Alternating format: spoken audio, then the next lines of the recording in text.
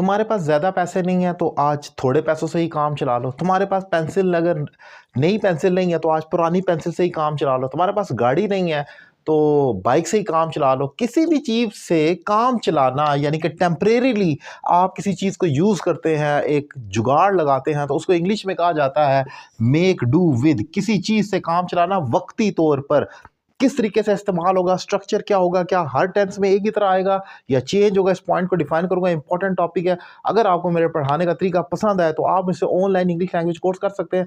अब तक पूरी दुनिया में हज़ारों की तादाद में स्टूडेंट्स मुझसे इंग्लिश लैंग्वेज कोर्स कर कर अपनी इंग्लिश में एक ज़बरदस्त इंप्रूवमेंट ला चुके हैं। मैं पिछले 15 से 16 साल से इंग्लिश लैंग्वेज कोर्स करवा रहा हूँ ऑनलाइन, तो इसलिए पाकिस्तान में क्रेडिबल नाम हूँ। आप मुझे ज्वाइन कर सकते हैं और अपनी इंग्लिश में एक इंप्रूवमेंट ला सकते हैं। टॉपिक बहुत इंपॉर्टेंट है। अक्सर लोगों को ये कंफ्यूज करता है, एक फ्रेज के तौर पर इस्तेमाल होता है। इस किस्म के फ्रेजेस डेली रूटीन में हमारे पास आते हैं, लेकिन हम क्या करते हैं कि हम उनको कोई ना कोई अल्टरनेटिव वे से इस्तेमाल कर अपना मीनिंग कन्वे कर देते हैं। फॉर एग्जाम्पल, अगर मैंने कहना है कि आप पेंसिल से काम चला सकते हैं तो मैं कहूँगा you can work with a pencil for the time being. वक्ती तौर पर टेम्परेरीली यू कैन वर्क और like you can use your pencil.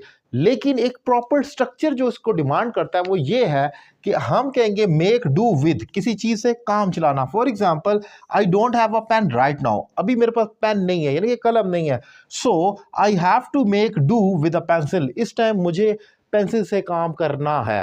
Have to के बाद अब आप देखेंगे, हैव टू के बाद यही वर्ब की फर्स्ट फॉर्म और मेक डू विद आ गया। हैव टू के बाद वर्ब की फर्स्ट फॉर्म आती है, तो यहाँ पर हैव टू के बाद direct make to do with आप इस्तेमाल कर लेंगे।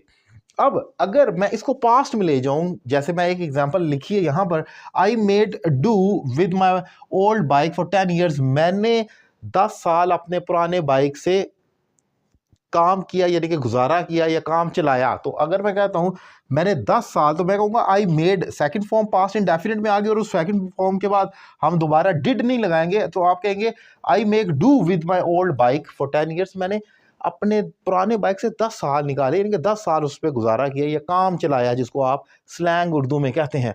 सो ये एक इंपॉर्टेंट स्ट्रक्चर है। ये अकॉर्डिंग टू टेंस, मैं अपने बाइक से काम चलाता हूँ, चला रहा हूँ, चलाऊंगा, ये अकॉर्डिंगली चेंज होता रहेगा टेंस के। लेकिन मैंने आपको प्रेजेंट और पास्ट की एक एग्जांपल दी। एक एग्जांपल आपके लिए छोड़कर जा रहा हूँ कि मैं अपने पुराने लैपटॉप से काम चलाऊंगा। मैं अपने पुराने लैपटॉप से काम चलाऊंगा, इसकी क्या इंग्लिश होगी कमेंट बॉक्स में लिखे, और ऑनलाइन क्लासेस के लिए मेरा नंबर आपकी स्क्रीन पर मौजूद है। Thank you very much.